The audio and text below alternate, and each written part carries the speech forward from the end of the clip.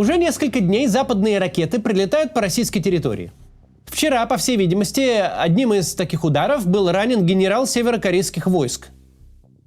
Тем временем Путин ударил баллистической ракетой по Днепру и выступил с обращением, где вновь пригрозил всему миру ужасающими последствиями. Естественно, после применения этой ракеты вновь возникли разговоры о грядущем ядерном ударе, то ли по Украине, то ли по западным ее союзникам. Теперь вновь есть повод поговорить о вариантах апокалипсиса. В боевых условиях было проведено в том числе и испытание одной из новейших российских ракетных систем средней дальности. В данном случае с баллистической ракетой в безъядерном гиперзвуковом оснащении. Наши ракетчики назвали ее «Орешник». Есть непреложный факт, который мы как минимум 2 года повторяем с завидным упорством и не перестаем этим заниматься. Вероятность применения ядерного оружия существует. Согласно российскому законодательству, принять решение о применении ядерного оружия может только один человек. И в решении этом он не ограничен никакими правилами, никакими процедурами или согласованиями. Ему не нужен никакой формальный повод. Этого человека зовут Владимир Путин. Все, что мы знаем о нем, говорит нам, решение такое маловероятно. Мы как-то уже проводили подобную аналогию. Есть люди суицидального склада, ушла жена, полез в петлю.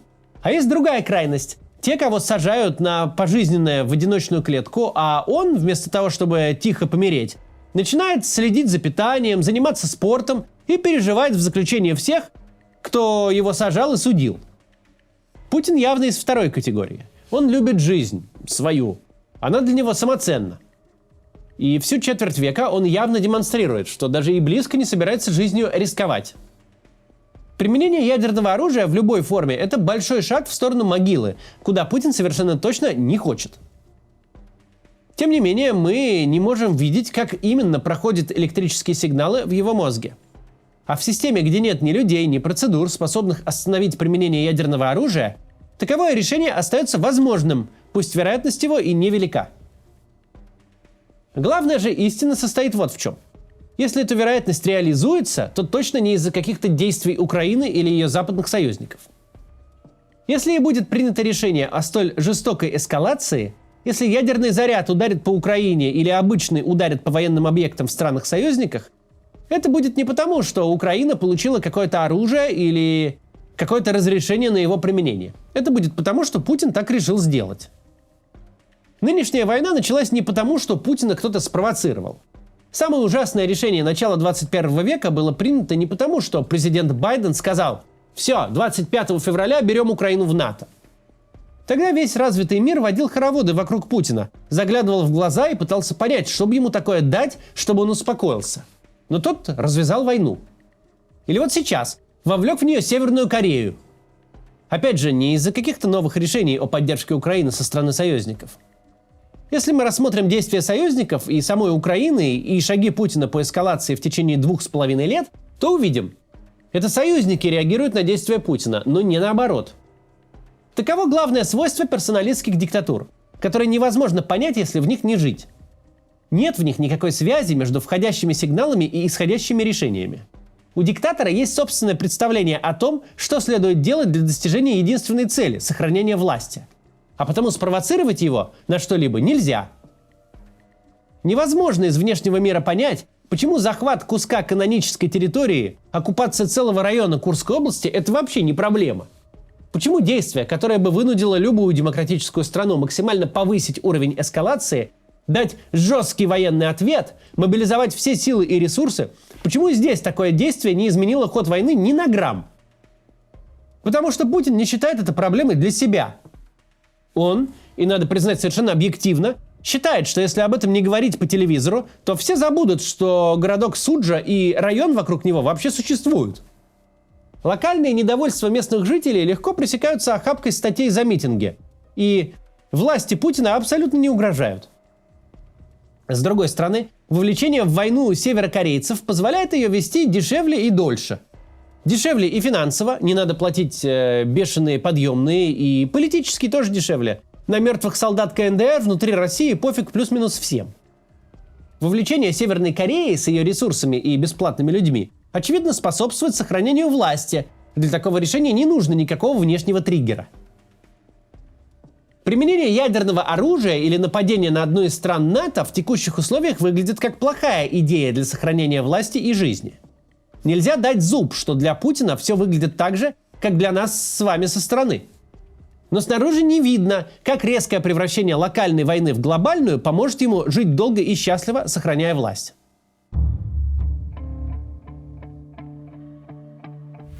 Путин, вне всяких сомнений, мастер запугивания. У него хорошо развита мышца бороды, он умеет ее грозно напрягать. Нынешнее обращение сделано по всем законам драматургии. Оно снято ровно в том же кабинете, из которого Путин объявлял войну. Путин даже сидит почти в той же позе, что явно должно вызвать пугающие ассоциации. Вероятно, такие обращения даются Путину непросто. Ведь надо сидеть перед камерой с максимально свирепым выражением лица, удерживая себя от всех шуточек-прибауточек, которые Путин подбрасывает каждый раз, когда говорит об этой войне. Но когда нужно впечатлить внешнюю аудиторию, приходится отказаться от привычного заливистого смеха, которым сопровождается, например, разговор с родными погибших. Сейчас прервемся на небольшую рекламу и продолжим. Удивительный парадокс. Те исторические события, которые непосредственно влияют на жизнь наших сограждан, по сей день известны россиянам меньше, чем история Октябрьской революции или эпохи Сталинского СССР. Хотя, казалось бы, с революцией прошло больше сотни лет, а перестройка была относительно недавно, и многие видели происходящее собственными глазами. Тем не менее, существует много мифов о 90-х, многие из которых создала пропаганда. Поэтому я выпустил книгу «История новой России». Тут она у меня в кадре всегда стоит. Там понятным языком изложены события 90-х и нулевых годов. Прочитав ее, вы узнаете, какие проблемы стояли перед реформаторами, какие были альтернативы экономической реформе и как победа Ельцина в конфликте с Верховным Советом создала предпосылки для появления путинской России. Ну и, собственно, как именно Путин строил в нулевых свой режим. Событий много, и они довольно запутанные, но мы структурировали книгу так, что очень легко разобраться, где, когда и что происходило. А еще мы сделали классное оформление, чтобы книга была не просто источником информации, но и украшением личной библиотеки. Отличным подарком, вот тут такие иллюстрации. Мы специально для каждой страницы, это вот текст и иллюстрация. Мы вот так вот специально их красиво нарисовали. Все ссылки я оставлю в описании. Также я хочу напомнить, что у нас есть мерч. Сможете приложить к книге худи с ободряющей цитатой или носки с надписью «До завтра» моим почерком. Есть кружки, футболки, шопер. Все очень качественное. В общем, переходите на сайт и выбирайте. Тем более, что сейчас на эти товары действует акция. Если подумывали купить, сейчас самое время. Теперь давайте отделим то, что сказал Путин, от того, что он сделал. Российские войска ударили по Днепру баллистической ракетой. Путин утверждает, что это баллистическая ракета «Орешник» в безъядерной модификации. По эффекту, насколько можно понять, это самая обычная ракетная атака, каковые происходят по территории Украины каждый день в течение почти уже 3 лет. С той лишь разницей, что носитель боевого заряда совершенно избыточен. Нет никакого практического основания бить по Украине ракетой, способной летать на 5, 10 или 15 тысяч километров. Не столь важно, чем произведен удар. Важно, что он вновь пришелся по Украине. При этом Путин имеет в виду, если вы разрешите бить по территории России ракетами, то мы будем атаковать ваши базы. Как очередной удар ракеты по Днепру связан с какой-то базой НАТО, непонятно. Равно как непонятно, в чем был месседж.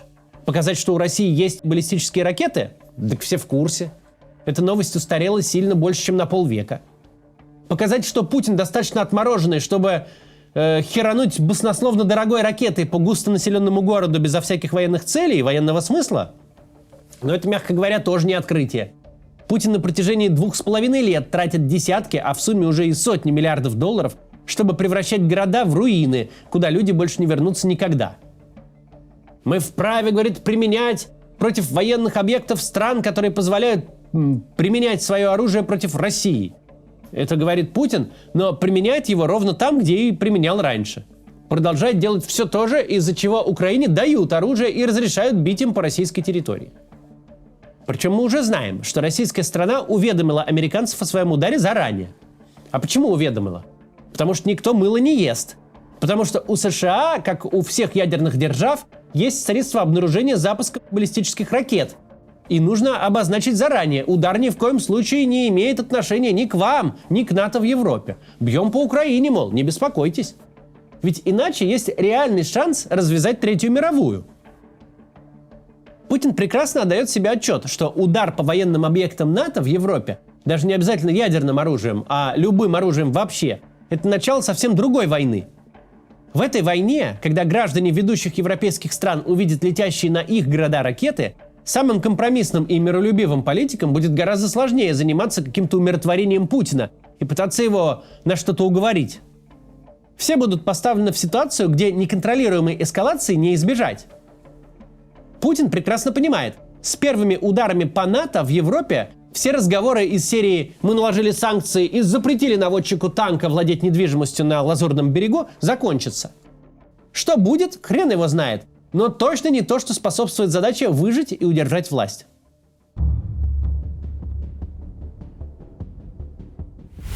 Можно ли уверенно сказать, что дело до этого не дойдет? Что мы не стоим на пороге новой большой войны в Европе? В ситуации, когда ракетой НАТО на территории России ранен северокорейский генерал, нельзя уверенно утверждать ничего. Мы уже находимся в мире, которого быть не могло никогда. Мы с вами внутри какого-то идиотского романа про попаданцев в мягкой обложке. Предложение в духе «Пхеньянская танковая дивизия вступила в бой с французскими войсками на подходе к Таллину» назвать такое прям невероятным в ближайшие несколько лет было бы слишком самонадеянно. Мы видим, что европейцы относятся к такой перспективе вполне серьезно. Что Бундесвер, который на протяжении всей истории выполнял функции МЧС, теперь всерьез проводит инструктажи среди крупнейших предприятий на случай полномасштабной сухопутной войны. Что Германия собирается возвращать обязательный призыв. Но чтобы не портить себе нервную систему, очень важно разделять реальный тренд и пугалки. Реальный тренд заключается в том, что война эскалирует сама себя и может зайти так далеко, что происходящее на голову обгонит самые мрачные прогнозы. Но если это и произойдет, то произойдет безо всякой связи с тем, что Путин злобно посмотрел в камеру и повращал глазами. Вчерашний день не сделал нас ни на сантиметр ближе, ни на сантиметр дальше от той войны, где в день будет гибнуть не по 300 человек, а по 3000. Это два изолированных друг от друга явления – угроза Путина и война, которая развивается по своей логике, втягивая все новые территории и пожирая с каждым днем все больше людей. Путин совершенно точно не хочет совершать действия, которые потенциально способны лишить его власти и жизни. С другой стороны, совершенно точно он не собирается заканчивать войну, ставшую органической частью его режима. Миллион неприкаянных мужиков с боевым опытом дома ему не нужны. Миллионы безработных из остывшего военно-промышленного комплекса и смежных отраслей не нужны ему тем более. Поддержание войны – это поддержание стабильности режима. Поддержание войны – всегда эскалация. Так уж это занятие устроено. Далеко не всегда войны продолжаются с какими-то военными целями, вроде расширения жизненного пространства или строительства мирового коммунизма. Гораздо типичнее та война, которую мы видим сейчас, когда так переусердствовал в поддержании стабильности и собственной власти, что довел себя и свой режим до полной ручки, оказавшись в итоге внутри мировой войны. Не потому, что ты ее хотел, не потому, что реализовал свои угрозы, а потому, что так вышло. Ты сжимал свое кресло все сильнее и сильнее до синих пальцев, а в конечном итоге просто разломил его пополам. Делать все возможное только для сохранения власти и жизни, но зайти в этом так далеко, чтобы потерять и то, и другое, это супертипичный сюжет в мировой истории. И скорее мы идем в эту сторону, где каждое следующее решение должно быть еще более безумным просто для компенсации предыдущих безумных решений. И так без конца. Скорее мы идем в эту сторону, чем в сторону одного единственного самоубийственного решения, на которое Путин так активно намекает. Он не самоубийца, но это совершенно не значит, что в конечном итоге он не уничтожит свой режим и себя. До завтра.